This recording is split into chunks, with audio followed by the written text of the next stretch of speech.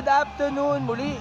Si Sports Corner PH Gab Peras kasama ang ating mga jet ski racers na nandito na yon upang ma-witness ito ating kapwa water sports athlete Rob Trinidad sa kaniyang record-breaking attempt na mangyayari ngayong araw na ito. So kasama natin si Kuya BJ at pakilala natin isa-isa ang ating mga world titleists and world champions. Yeah, this is I'm BJ Ang, and together with me one of our jet pilot riders, which is also the co-presenter of this event, Enzo Pontino. This is Vito Tino, Angelo Gozon, Kyla Mercado, and Bam Manlikmot. Okay, so pag-usapan natin naging 2024 experience because sorry, hindi ako nakadalo in the past press con kasi alam mo naman siguro medyo busy ang schedule natin.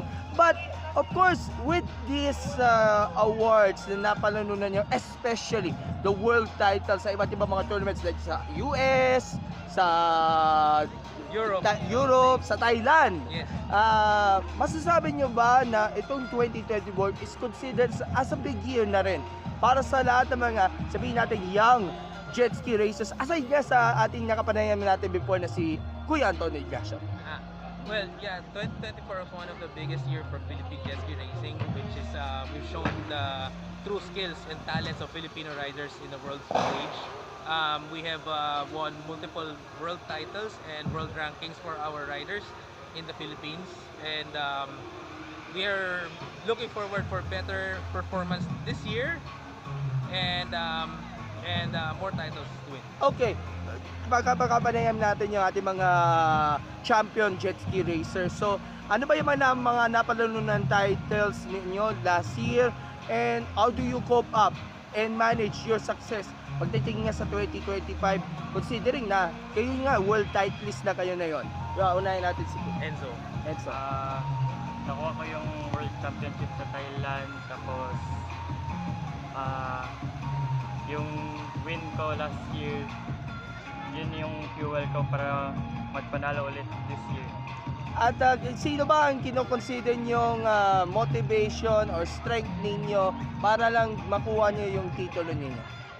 Yung motivation ko is yung championship na trophy. At yung mga suporta ng mga parents, and of course yung ating mga kaibigan, ng mga taga-suporta ninyo. Okay, si Vito naman, ano yung napalanunan nyo, and how do you consider this as a reward para sa inyong career? Well, this last year, yung nakuha ko po ay yung world number 4 at Kayo yung world number 4 sa junior inyong sa inyong category, no? That's nice to hear. At what else po? at yung one way I can cope with this po is just to leave it behind, take the past and hope for this year and I can do it. Oh, okay. At sino ba nagpa-motivate sa iyo para at least manalo ka ng world title? Of course, yung coach ko po, yung BJ. Ayun, si Coach BJ, dahil alam mo naman siguro na malaki yung tiwala sa iyo di dito para at least magabayan ka at sabihin natin maging top mentor ka ng ating mga junior athletes na gaya ni Vito. Patapos na tayo sa racing career, and now it's more of mentoring for me and guiding whatever my unfinished business in my career gusto ko magawa ng mga riders. Okay, si Kuya Angelo naman. Ano yung mga napalanunan mo last 2024 para sa iyo? Last 2024 National Series, I got like second and third place sa National Series sa iba't ibang rounds, and I got world number 5. Paano mo kino-consider mga tagumpay mo para at least ma-maintain nyo yung goals ninyo pagdating sa 2025, bro? Consistency is the key lang talaga, and of course pinipilit ko lagi maging motivated kahit pagod, busy, para syempre makapag-represent tayo ng maayos and we can prove na kaya natin mga Pinoy. At sino nagpa-motivate sa iyo para at least ma-earn mo mga titulo na napalanunan ninyo? The one and only. Si BJ pa rin. Okay, si Kayla naman, ano mga napalanunan mo last year? Paano mo kino-consider mga tagumpay nyo to measure your success para at least ma-maintain yung goals sa 2024? Go ahead. So I'm the second overall for the World Series po, in the women's category, and I use this success to motivate myself more, and then for now we're just really working hard towards a bigger goal for us this At- year. At si BJ pa rin consider motivation. Yes po. At of course, Jens, you're the pride from Jensen, no? Yes. Kasi ang dami mga relatives from Jensen are truly proud of your success, your colorful span of your success. Ika nga dito sa career. Baka pwede nyo silang pasalamatan nyo sila. So yes, thank you for everybody who's supporting us, my teammates, my family. Actually, yung mga taga-Jensen muna. Okay. Okay. Lastly, si Bam Bam. Ano yung mga napalununan mong titles noong 2024? I just have national standings, and then outside the Philippines, although I had a lot of mechanical issues, So nagkaroon ka ng problema mechanical, pero you will try to bounce back Yes. for 2025. Pero at least kahit pa paano na-improve mo na yung inyong skills ninyo dahil alam ko galing ka sa mga problema, pero you will try your best to have a great performance this 2025. Yes, of course. I think every challenges there's an opportunity to be better and for you to overcome. So 2024 has had a lot of challenges, so that gave me the opportunity to grow. And so coming this year, let's see how I perform. At sino nagpa-motivate sa iyo para dito? Of course, there's a lot of people in my life. My family, my friends, Coach BJ. Ayun. Ibalikan natin si BJ. BJ, ano ba mga asahan natin mga tournaments para sa ating mga batang atleta natin, lalo na yung ating mga top jet ski racers, because our Jet Sports Association of the Philippines has been very busy na right now sa mga pag-aahanda ng mga torneo for 2025, both locally and internationally. Yes.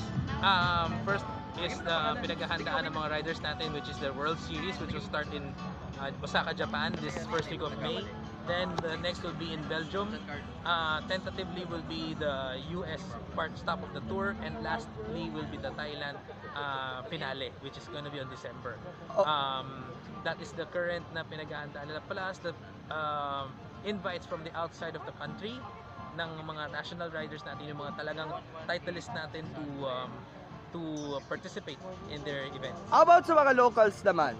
Yung mga local tournaments? For the locals, we have plans, and we are waiting from the association for their schedules for the competitions. But nevertheless, constant practice pa rin ng mga riders natin to keep them up in shape and keep them sharper and to develop their skills pa rin. Lastly, you were here with your team witnessing the world record attempt of our Kapwa water sports athlete from wakeboarding, Rap Trinidad. This goes to show na of course kahit magkaibang sports which involves water, sabihin natin very supportive kayo at talaga naman nagkakaisa kayo ng mga water sports na mga NSAs, sa PSC, sa POC to show them support sa mga ating Yes. mga athletes natin. Actually, because we are the Jet Pilot of the Philippines, which is the brand that we carry. Jet Pilot is the brand which also Rap Trinidad carries. So, being a co-sponsor of this event with Red Bull, Jet Pilot is here to support the event and to show our fellow endorser from Jet Pilot Philippines, which is ito mga jet ski riders natin, and Rap Trinidad is also an endorser and a sponsored rider by Jet Pilot. Sa mga hindi pa aware about sa jet sport, ano ito? Excuse me. At sa mga di pa nakakapag-aware dito sa jet sport, ano ba ito? Ano ba purpose nito? Ano Well, yung brand? this is a world record attempt which actually nakuha na ni Ralph in one of his runs. No. Actually, yung brand na Jet Sports. Jet Pilot is a brand of apparel that we use mga life vest, mga gloves, mga wetsuit. that is the brand ng, ito yung suit namin na Jet Pilot. It's Ah, one Jet- of our brands that we carry. So, it's one of the, it's the number one brand in water sports apparels for safety and the gears, which is in life vest, gloves, wetsuits, goggles, which Raf is also a sponsored rider. And of course, this is also catered sa lahat ng mga water sports. Yes. Lahat ng mga sport, kahit swimming, diving, Yes, we do have yan, crash yan ang ginagamit Jet Pilot, Jet Pilot. na apparel. Siguro maraming tangkilik, tumatangkilik itong Jet Pilot, and of course, nakikisa tayo doon sa ating world record attempt na nagawa na, kanina lang Nagawa na. ni Rap Ni Rap. Tiritan, pero hindi pa yan tapos dahil He wants to extend it more longer. mas abangan na natin Yun yan ang abangan natin. sa mga susunod na oras at napaka-bayanan natin yan. Okay, so magpaalam ka muna at magpasalamat ka muna sa lahat ng mga taga-suporta on behalf of our mga jet ski racers, mga champion natin. Thank you very much. Number one, Gab, thank you so much for this opportunity for us to show sa Pilipinas ang ating talento ng mga riders natin, ang mga treasures ng Pilipinas, which is itong mga nasa mga atleta natin. And thank you as always for supporting and helping. Syempre naman, dahil alam mo naman siguro, Sports Corner has always been at the forefront in supporting Filipina athletes, especially yung jet ski. Huwag natin kakalimutan yan dahil nagsumuporta tayo kay Antonio Ignacio, ano po sa iba pa nating mga jet ski racers. Hindi ko makakalimutan, Sports Corners 1, when I achieved my SEA Games stint, Sports Corner was one of the first na lumapit sa akin, and through us, na-discover ng Sports Corner ang ating sport. And thank you sa pagsuporta hanggang sinubaybay ng Sports Corner. And Boss Gab, ang lahat ng naging success ng aking mga estudyante, ating mga rider. Again, yun nga, starting from me hanggang na-accomplish itong si Anton, and then the rest, ito na yung the rest of the team na nagkaroon ng mga world rankings at world achievements in world competitions. Ayun, alay natin para sa kanila at binubuhos natin ng oras at panahon para at least ma-expose natin sila sa ating mga kababayan natin, mga followers natin. At kaya nga 63,000 ang followers natin. Dami. Malapit na tayo. Salamat po Sana sa inyo. maabot ang 100k nga pala. Kaya yan. Okay, so batiin Thank you, Gab. natin yung ating mga racers ulit. Magpa-shoutout na kayo para makapagpaalam po tayo. Okay, Thank you. shoutout. Hi, Shout shout out sa parents ko, sa girlfriend ko, na sana makita niyo to. And of course, yung mga taga-Bataan. Okay, sana mapanood niya yung girlfriend. Shoutout nga pala sa iyo, yung girlfriend. Ikaw? Shoutout po sa coach ko po, yung teammates ko po, parents, friends, family, everything. Tapos, all God. All glory to God, syempre. To God be the glory. Ikaw naman.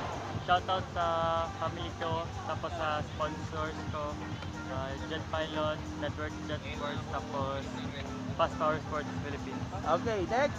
Hi, shout out to Sports Corner PH and shout out to everybody from General Santos. Alright. Hi, shout out to Sports Corner PH, Network Jet Sports, and Jet Pilot Philippines. Alright, so thank you so much sa ating mga world-class jet ski racers. God bless and more power. Bye-bye! Bye, Gab. Thank you, thank Sports Corner, you. thank you so much. Thank you po.